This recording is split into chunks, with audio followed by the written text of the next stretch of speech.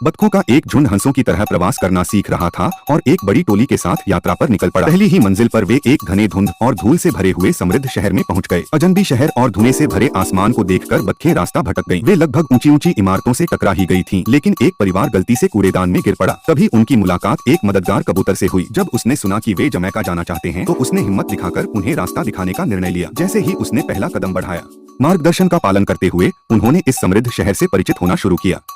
यहाँ केवल रोशनी ही नहीं चमक रही थी, बल्कि बतख का पिता तो इसे देखकर चकित हो गया था। एक बतख बच्चे ने एक गुब्बारा पकड़ लिया। जल्द ही वे एक ऐसी जगह पर पहुंचे जहां एक शानदार बाग हेलीकॉप्टर था, जिसे देखकर बतख का पिता बेहद प्रभावित हो गया। इसके बाद वे एक वेंटिलेशन पाइप के माध्यम से एक रसोई में पहुंचे। इस बार उनकी मंजिल एक तोता था, जिसे जमैका से पकड़ लाया गया था और अब वह किसी का पालतू तोता बन गया था। यह सब बहुत दुखद था, लेकिन बतखों के सवालों के जवाब देने के लिए वह तोता बहुत तैयार था।